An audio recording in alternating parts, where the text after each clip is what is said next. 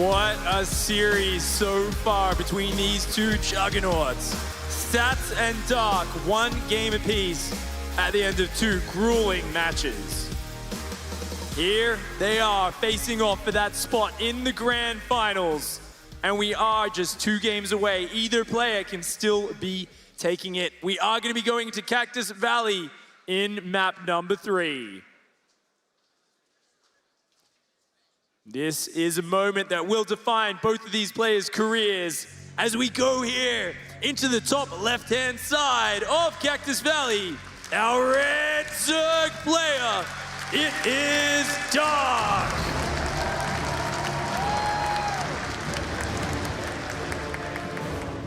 And his opponent, playing as the Blue Protoss, finally brought it back after a fantastic game. It is Stats!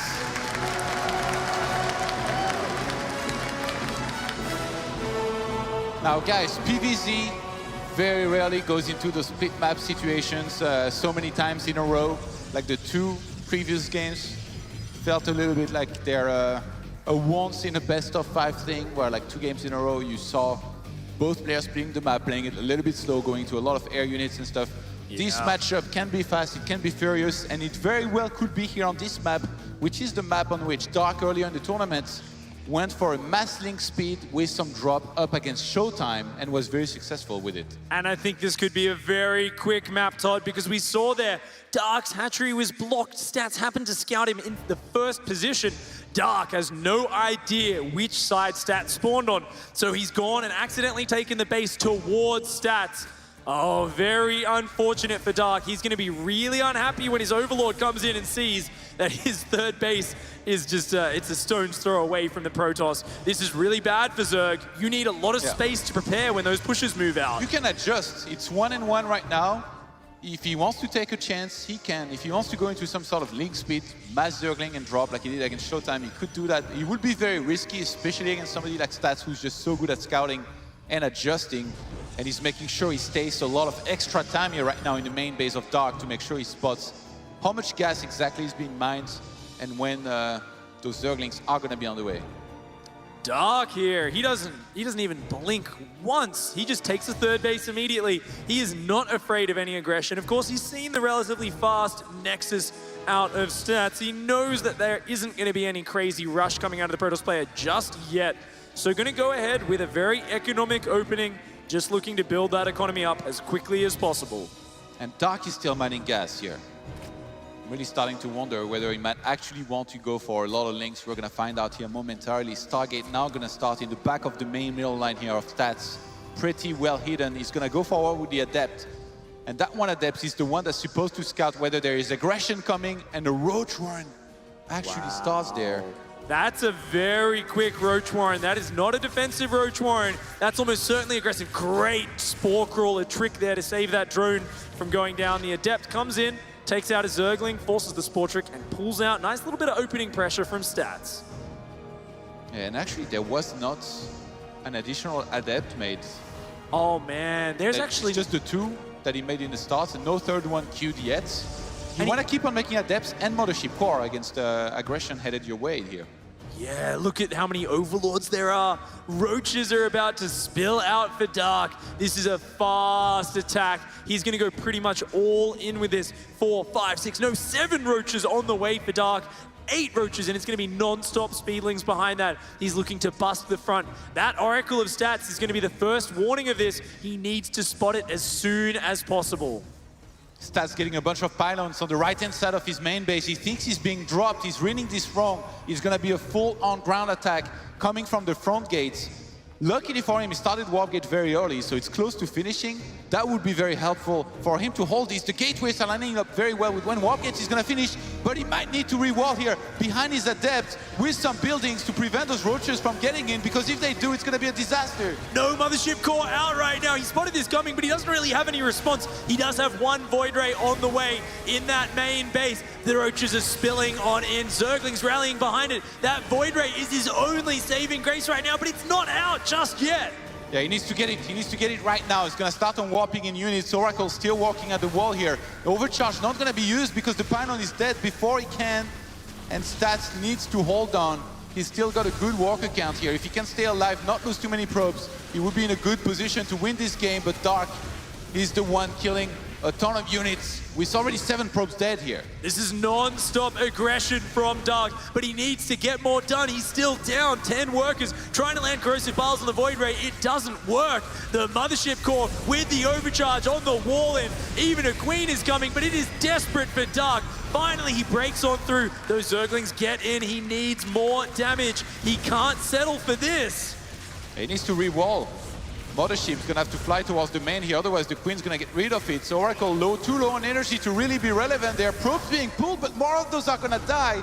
We are now 23 drones against 29 probes. It's still okay for Stats if he's able to survive, but that second Nexus in immediate danger here. Oh, the Adepts in the main base get surrounded. Both of those go down to the Zerglings. Void Ray not too strong at fighting against Zerglings on their own. And now that those Adepts have fallen, the Zerglings are running rampant in the drone line. The probes are falling apart. They get a nice surround. They do the best they can. But at the end of that, another 5 probes fall down. And Dark starts up drone production. He's going to transition.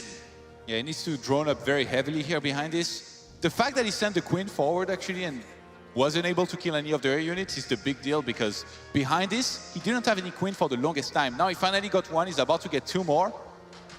But he wasn't able to inject for a very long time. So for him to actually get ahead on drones with the Overlord he just lost, it's not going to be possible for a long time. It's going to be only 32 drones against 29 probes.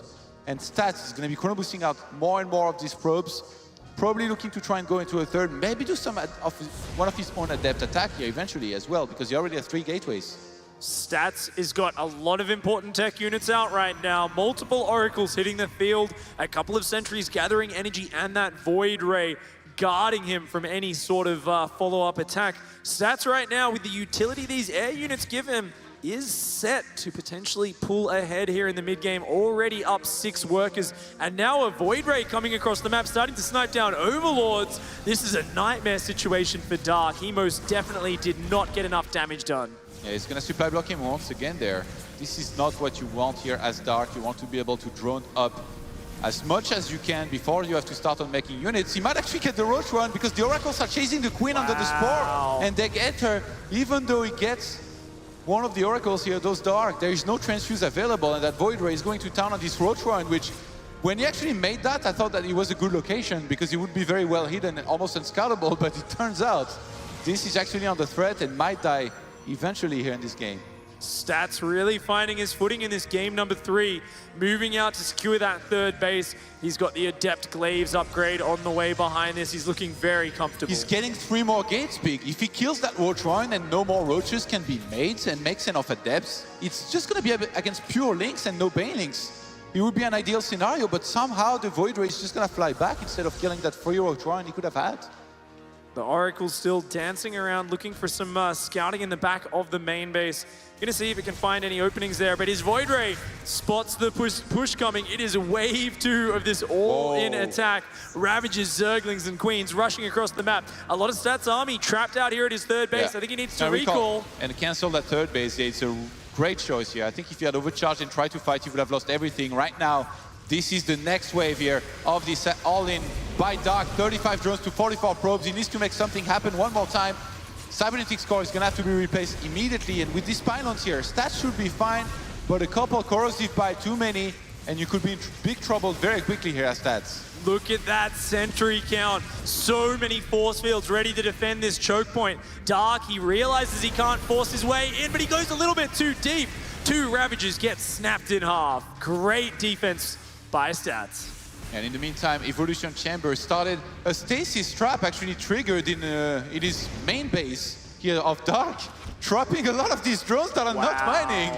That's actually a massive amount of lost mining time in the back behind this. For now, Dark doing a fantastic job of keeping up the contain. The problem is, look at that Adept count. There's no way that he can stop him from breaking out now. Stats is gonna go for it. Sentries, Void Rays, and Adepts jump on top of Dark's army. He's just gonna engage it front on. Great corrosive piles land, taking down the Void Ray. And the Ravagers doing a decent job, but those Adepts are just too meaty. They break out, and Stats is held on. just so solid defensively. He's gonna go for the counter-attack big, and I don't know if there's gonna be enough for Dark to be able to hold on against this massive amount of adepts. There is an Oracle as well, and sentries to really help with this. And Dark in a world of trouble here in this game. He's gonna try to evacuate the third base. So many adepts, they're just gonna shade right on top of the Zerg force. Drones being forced to engage. The sentry's a little bit far behind, but I think there might just be too many adepts here. The Queens valiantly do fight off the Oracles, but the adepts are here. The Guardian Shield comes in. Stalker's joining the fray. And I think Stats has done it. GG takes game number 3 and the 2-1 lead versus Dark. That's a very important victory for him here. Now only 1 game away from that grand finals. He wants to make it up there. He wants to be facing off against TY in that grand finals for that $100,000, for that world championship IEM title. We warned you guys, don't blink on Cactus Valley, because we could be seeing some aggression, and what attacks here by Dark, committing everything he had to that first Roach and League attack, and then realizing he had killed enough probes, droning up a little bit behind this and going for wave number 2. Stats is just too little, too solid.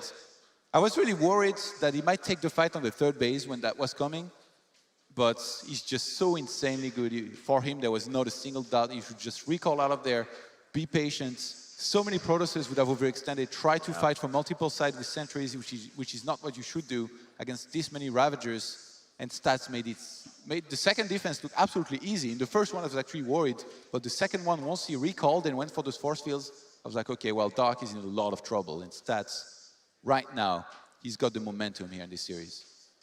I feel like whenever Stats sees what his opponent's up to, he always makes the right decision. And that game, those Oracles saw everything. He spotted the Roachling attack coming. He already had a Void Ray on the way. The follow-up attack he spotted nice and early, and his responses are always perfect. The pressure's on now for the Zerg player to try and bring it back.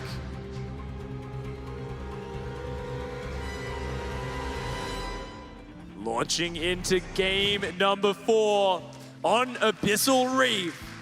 Spawning down here in the bottom right-hand side, our red Zerg player, it is Dark!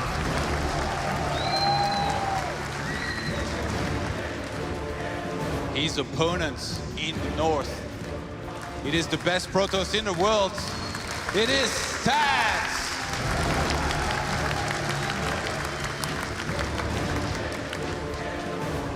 What a match between these two players. Such slow late games in game 1 and 2. But that third map there, a quick and brutal game. Dark's aggressive strategy not quite working out for him. Going for a quick Nexus there. Can be a little bit risky, but gonna be able to get away with it quite easily as Dark opens with a hatchery first. Lots of mind games just from the starting build orders. Yeah. Tell there. I mean, we saw, what, like 9 Pylon Scout 3 games in a row from Stats. So to follow up now and say, look, I've been scouting really early every game. You'd be a madman to do some sort of aggressive 12 pull. I can get away with the Nexus first now. So really just using the fact that he's already ahead from playing very safe, and now he can afford to take some risks, get himself ahead right from the get-go, and give himself a kickstart in that economy. Yeah, Stats being up 2-1 as well, it gives him some leeway to try and do something a little bit different if he wants to. If he wants to take a risk, open for something that Dark wouldn't expect, that would be high risk, high reward, he could do that. Dark is the one on the verge here of finishing in the top 4. He's the one who I think has to play solid, but we've seen in the highest pressure matches in the past, players taking risks when we didn't really expect them to at times. When there's a shark flying overhead, you got to take a couple of risks here or there. It really is, though, one of the most powerful things you can do as a StarCraft player. Take some gambles, take some risks. Don't pull back into yourself and play afraid.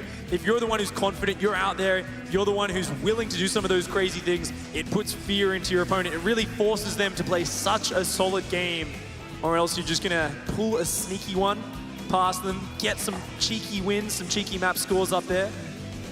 That shark is not scary, by the way. Burrowed roaches are way scarier when they're unburrowed. And a Stargate in the back of his main middle line here, going to be the choice for Stats. He's also going to try and hide that as much as he can. Stalker about to come out. Let's see if that Ling can squeeze past that Zealot. If Dark is able to see that as it starts, that would be a good, nice first little win there. That's really good, yeah. Sees the Stargate.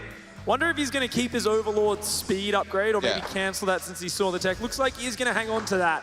So Dark really wanting to get the follow-up scout. This is just so typical of Dark. He's such a strong macro player. He loves playing the mid game, the late game, and almost any matchup he goes into, he is confident. He thinks he is the best Zerg in the world. He knows it deep in his heart. He thinks if he can see everything his opponent's doing, he should not lose. So he's going to invest in that early Overlord speed, and he's going to scout everything that Stats is up to.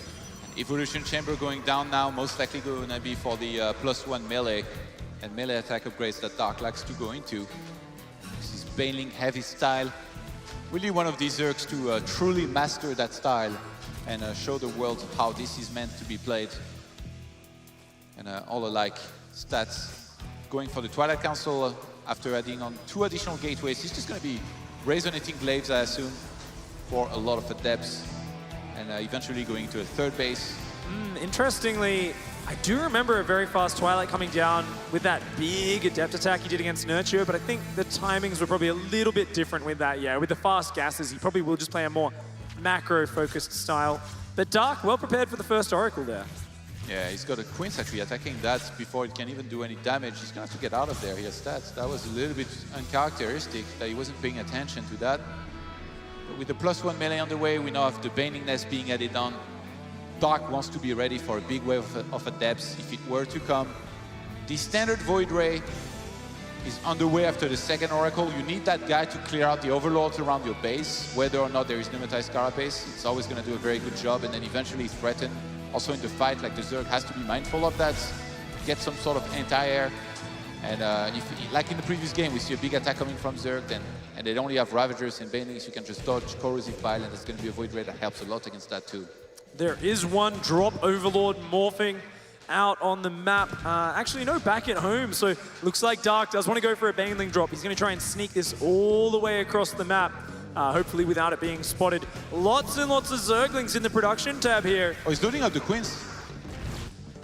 He's loading up 3 Queens in it. Oh, wow, okay. I know exactly what he's going. This is the huge Ling Bane Queen. Almost, it's not really an all-in, but it's a huge attack. It needs to do damage. And the goal here for Dark is to knock down that 3rd base. He doesn't have a layer behind this. He's only got +1 melee, and he's just non-stop Ling Bane. So far, Stats has no idea this is coming. It's 3 Queens. There is a 3rd Oracle on the way. And Void Rays. Oh, that was Void Ray as well to attack the Queens. Stats is all the way across the map right now. All of his adepts have moved out. They're going to hit the 3rd base, but Dark, there's going to be nothing at home to defend Dark's attack. His Queens are going to overwhelm this Void Ray almost instantly. Good force fields here, deflecting the Banelings. A heroic defense to start things out, but the Void Ray does fall. The adepts shading in, doing massive damage. I don't know if Dark is going to be able to defend at home. He should be able to overwhelm this 3rd. That Stats cleverly pulls into his natural. He's going to give up the 3rd, and it's all about his adepts ripping apart the economy on Dark's side of the map. Yeah, Stats needed to evacuate that base earlier. Now the Banelings are going to press forward on that wall to the natural. Sentries are ready. Let's see if Dark just pulls back so far. It looks like he might just want to do that. The adepts wrecking the mineral lines here right now of Dark. Wow. They've lost about the same amount of workers. The 3rd base did go down for Stats. Dark was so good with running his drones away, but these 2 adepts, there's nothing left to kill them. The drone count, oh no, so many more drones went down right when I thought Dark had held on. Dark loses another 4 workers at the end of that. The Oracles on the left, they're going to get chased by Queens. That Spore on the 3rd base of Dark is actually so low. If Stats was to fly there and take it out, he might be able to kill a ton of drones, which would be a disaster, but he might have to focus on the Banelings first, because these are also guys that he needs to worry about. We'll see what he chooses to do there with the Oracles. And those Queens, they're in a very awkward position on the map. They're actually going to be in a hot pickup of an Overlord here that's going to come and help with that. And Stats, it looks like he's... Oh, he's going to focus down a few Banelings over here. Stats with a cheeky pickup. Oof. Nice there. Does get a bit of free damage. He spots the drone count here on the 3rd of Dark as well, and he realizes Dark's economy is pretty minuscule right now. However, because there was no third from Stats, Dark is very worried about the counterattack. He's building spines, he's building a Roach Warren. He needs to hang on against the next big Adept wave. I think Dark is in big trouble actually in this game because he hasn't started Lair yet. I feel like I'm watching one game of True there. He has no tech at all. He's on Lair, Hatchery tech, Zergling, Baneling, Roaches, Ravagers, Queens. And he doesn't have any Ravages just yet. His Roach is only just popping. There's a lot of force fields. He does have a Baneling drop that he just loaded up around here. I think he sees the attack coming in. He's going to need to drop the Banelings on top of those sentries. He might flank from the left. If he can come from the high ground, he might be able to surprise Stats. And Stats going to be counter-attacked here on that third base, and it might be a cancel if Dark actually properly targets. No, he's just going to get out of there. Yeah, looks like he's just going to go for the sure thing, take out the Warpins. And those Zerglings will get cleaned up. Meanwhile, Adept across the map were dropped and almost got blown up. He picked them up at the last second.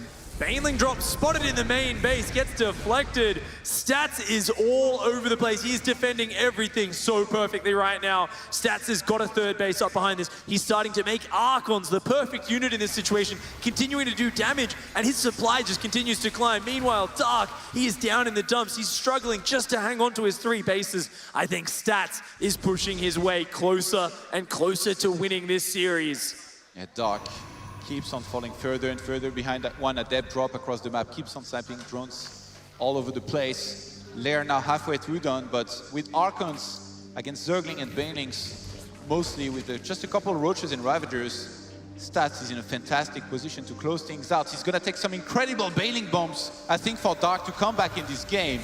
So many Archons up front, the Warp Prism warping in units. There's even a Stasis Trap to fall back on. It's all about those Dropper Lords. He needs to get on top of those sentries, or there are just way too many units for Stats. The Queen's dropping transfuses. They've got to keep that Spine Crawler alive. The Overlord drop still hasn't come in. It's a single one as well, but he would do so much damage if he was to bring it to blow up these sentries there. I think Dark just forgot about it. The Spine Crawler in the bottom right doing a massive job. Its transfuses have run out, though it's finally going to go down. The Banelings make their way in. They clear out a lot of Adepts, but there's just so much Protoss left over. The Archons finally falling. Drones being forced into the battle. The Ravagers trying desperately to hang on, Todd. Look at the supply peak as it is rapidly plummeting for Dark. He finally evens up for a little bit here, but he's losing a ton of drones and he's still forgetting about that one Overlord just right above this, filled with 4 Banelings. That would have helped so much. That may have been the game-changing thing here in this game. But right now, Stats is relentless. He's pushing his way forward. Finally, a few Banelings land some nice hits, but 14 workers have already gone down. Stats wants to go to the finals. He wants to push Dark out of this game. He keeps on warping in more and more Adepts right now. Stats wants to take this hatchery down. If he can get the hatchery, it's all but over for Dark. Dark needs to hang on to this. I cannot believe that Dark forgot about an Overlord with 4 Banelings inside just right above this fight here. This would have helped tremendously. He's still trying to hold on. And Stats, he's lost a lot there, but he's trying to salvage the situation, pick up some of his units, re-warping new ones. And in the meantime, at home, he's mining way more than Dark is. Stats here, just microing this Immortal, keeping it alive forever. It has 21 kills. This Immortal finally falls, but there's more and more Adepts warping in. The Archon still dealing damage. Stats just getting so much out of this. And the hatchery, watch the hatchery, it's about to fall. It goes down. Stats cuts off Dark's economy, and Dark is in big, big trouble. Dark retook another base just on the left-hand side of this in the meantime, but having lost everything that he lost there, he's still in so much trouble. Clear reconstitution on the way at the 12th minute. Not your typical PvZ there, definitely a lot of things happening in this game, but Stats just so comfortable taking a 4th base and pressing forward with his 2 Oracles, which are basically immortal in this game. Dark rebuilding his 3rd base while Stats taking a 4th, building Archons and Immortals. The tech is in Stats' favor. The army composition is in his favor, and he has more economy. He is ahead in every regard. Dark needs to make magic happen right now. He needs to find a way to turn this game around, but it is looking bleak right now. He's winning the game with just 2 Oracles right now. Just going forward, there is not that much anti-air. You can very easily dodge corrosive bile. He's gonna force an evacuation on that 3rd base of Dark, who must be trying to deal with the fact that he may have lost here in this game, there is not much that he can hope for other than maybe, I don't know, what he would take here, really, like a triple Baneling bomb on top of the entire Protoss army, and that's not looking. That's the start right there for Dark's turnaround. I don't know, it does something. It takes away a little bit of the pressure. But look at those two Oracles. They've been getting so much value. I mean, how many kills are on either of those? I would love to see that. We've got 17 on one, 14 on the other. These Oracles have been alive since the start of this game. They have seen so many battles, and they've lived to tell the tale. They're going to keep on coming in time and again. Even more drones falling there. Stats gonna march forward with his massive army here, 71 army supply to 52. He's calling out TY's name right now. He's saying, hey, my ex-teammate, I heard you wanted to play against me. Let's meet in the grand finals and see how well you can do, because I'm pretty good in PvT, and Dark is just gonna be a formality supposedly from there. As long as Stats doesn't overextend, takes the fight properly, he should have this game in the bag. He's rebuilt his War Prism. His composition looking better and better. More and more Archons and Immortals are joining the fray. Charge and +2 on the way as well. There's no rush for Stats to finish this, but I think he senses weakness. He sees how many Ravagers there are, and it's only a matter of time until he decides to push the finishing blow in. That Storm on the way as well is going to give him so much flexibility as this game goes on. Stats is taking his time. I can't blame him for it. This is a very important game there. If you overextend against this many Ravagers and Corrosive Bile lands on top of your entire army, you're going to be in trouble. So he just pushes back Creep, makes sure he doesn't take a horrible engagement, and by adding Storm, he's going to have so much potential to clear out this entire Zerg army instantly. Even though we see centrifugal hooks, again, pushing back the Creep is going to make that even worse, as those Zerg units will be slower off Creep. And you want to aim to try and fight at the edge of it. Stats here showing his class throughout this series. He might have dropped the first map, but in the second map, he turned it around. At the same time, he's even counter-attacking in the natural. He just keeps on doing these small, non-committal moves. He never just goes for the throat, YOLO, kind of just throwing his army, and he always pokes from the side, here and there. And as Tasteless would say, it is always death by 1,000 cuts when you're playing against Stats. He just finds these little pieces of damage to eke out an advantage while building up his economy at home, while increasing his tech. And he has done a masterclass on that here this game. Adepts coming back into the main base, just pulling Dark every which way. Tasteless does always say that, that's why it's only good. He does say that. It's his top 3 favorite sayings. But, oh man. Oh, Adepts coming in. They're not going to find too much there. A big whopping in the main would be nice, and that's what he's going to go for, to try and bring some of the army of Dark out of position while he attacks onto that extra base here on the right-hand side. Storms are good to start it up here. Stats wants to go through. Chargelot's pushing in. Dark knows he's done. Stats upsets, takes out Dark. 3 wins to 1. A rough game 1, but he shows his class. He just controls that game so well, defending everything Dark was throwing at him. Always knowing when to sacrifice a base, always knowing when to give up something to gain an advantage somewhere else. This is a true master of StarCraft, and he will be going on to face TY in the grand finals. An impressive performance from Stats. After a very uncharacteristic mistake in game number 1, solid throughout with a very good 3-1 victory. So impressive. We are going to hear from the man himself on stage with Smix. Thank you very much, Pig. Stats, congratulations. This is your first time making the grand finals in 2017, but to do so after beating such a tough opponent in Ryung, that must feel even more satisfying for you. 일단 김디아 선수 너무 축하드리고요. 이제 2017년에 첫 결승 진출인데 박용규 선수처럼 엄청 잘하는 선수를 이기고 진출하니 기분이 더욱더 좋을 것 같아요. 네, 막상 게임을 해보니까 령호가 너무 잘해가지고 진짜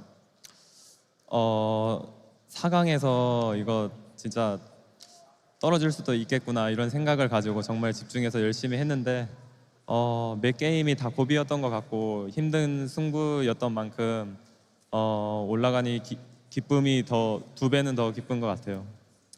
So he says, as I played the semifinals against Dark, I could just feel how well Dark was playing. He made it so difficult for me. I even thought to myself, I might actually just lose in the semifinal. But as hard as every game was, but moving on and advancing over such a tough opponent where I actually thought that I might be able to lose, I feel doubly happy to be able to move on to the grand finals. Now, there were so many great games to talk about, but I need to talk about that second map because it was such a long and intense game, especially after Dark did the link drop in your main and wiped out your entire base. How are you able to come back and win? 이제 두 번째 경기에 대해서 물어보고 싶은데 정말 힘들고 긴 경기였어요. 이제 박용규 선수가 본진에 링 드랍하고 본진이 날아갔을 때 거기서 어떻게 이길 수 있었나요? 그렇게 해서 제 우주 관문 테크가 다 무너졌을 때 이거는 졌구나 라는 생각을 가지고 그래도 끝까지 포기하지 말고 끝까지 한번 해보자라는 생각으로 했었는데 다행히 약간 그런 저의 진념이 오늘 두 번째 경기를 승리로 이끈 게 아닌가 생각이 들어요. So he says, yeah, when he dropped in my base and his links just wiped out my entire base, including all my Stargates, I thought to myself, okay, I definitely lost this game. But that being said, I said to myself, let's just try really hard. I grit my teeth and tried my best, and I think it's that stubbornness, my willingness to keep fighting that really was the deciding factor that brought me to a win over Dark in this series. And of course, you have one more match to go if you want to become an Intel Extreme Masters champion. You have your former teammate TY, who, when you've played against him in the past, it's been very even. You're 6-5 against him. So how do you feel about that? 이제 다음 결승에서 만날 선수는 전태양 선수 같이 같은 팀원이었는데 이제 옛날에 만났을 때 6승 5패예요. 그래서 좀 주고 받았는데 어떠세요? 정말 8강부터 시작해서 매 게임이 쉬운 경기가 없네요.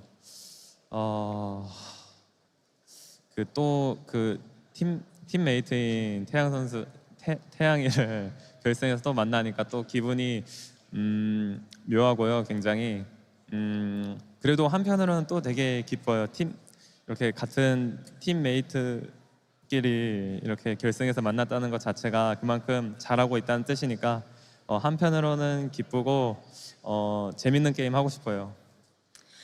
So he says, my first thought is, wow, I feel like every single match since the quarterfinals has been so difficult for me. That being said, my first thought in facing TY is it feels a little bit weird as he was a former teammate. But that being said, on the flip side, I also feel very, very happy because he is and was my former teammate. And it just goes to show that we're both doing so well. So in that regard, I hope that we can be showing a really great grand final series. So congratulations again, Stats. Looking forward to that grand finals match. And with that, it'll be Stats moving on to play TY in the grand finals.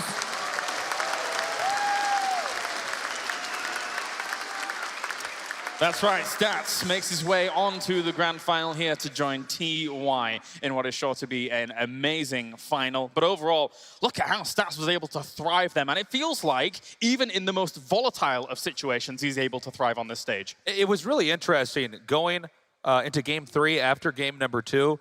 We did see that Dark did not seem to want to play a long game. I think after that, he was kind of done with it. So him trying to go for some of that more aggressive style. Stats is ready. Yep. Stats stayed back, let him come to him, and deflected everything that Dark threw at him and came through it. In game 3, it was not exactly the same story, but Stats did that push, and we noticed he backed off for a little bit. He played it safe, masked up, expanded more. Yep. He's a very, very conservative player sometimes when he has to be. I loved it. I mean, I do agree with Tasteless. After those first 2 games, it seemed like Dark had enough of trying to go up against carriers. He's like, let's not do that again. Yeah. Let's be a little more aggressive.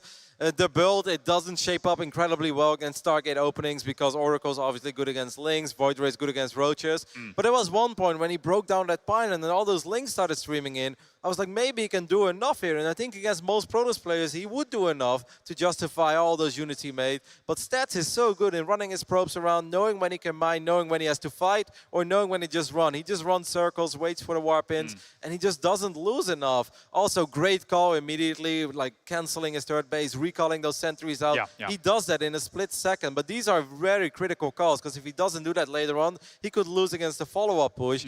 And even in that final game, you know, it's a really cool build that we saw Dark use at the global playoffs as well, where he transports the queens across the map, drops the queens, he picks up the Banelings, and he wants to drop the Banes on the sentries, and Stas looks at it and he's like, immediately focus fires it down with the Void Ray, and it just kind of ruins the build, and he's counter-attacking during all of this. I mean, Stats is playing just an awesome style of Protoss. There's no other way to put it. Yes, he is. Very aggressive towards some of the later stages of that game as well. We saw almost the hold of the sentry from Dark towards that location where he was trying to fend off the Immortal Archon Warp Prism attack over towards that hatchery. He wasn't able to make it happen, but it's a testament to how well Stats was playing on the other side, considering how close Dark came to being able to hold that hatchery. Yeah, there were points in time where me and Roddy were saying, this is crazy. He might actually end up holding this off. Yeah. He truly is a Zerg player that can bend the physics of the game, if you will, to his will. It's really impressive. Again, though, you know, it's the fact that Stats, he never attacks, it seems like, unless he knows he's going to do enough damage. It's a little bit different from Beyond, where it seems like he's attacking him in places where you wouldn't ever advise anybody to attack, but he just controls it so well he wins. You can see Stats a really conservative player. It's kind of unfortunate to see Dark go out that way in those last two games, but I think we have to respect his choice for trying those strats and those styles, since game 2 looked like it proved that there was no way to beat Stats in a really long game.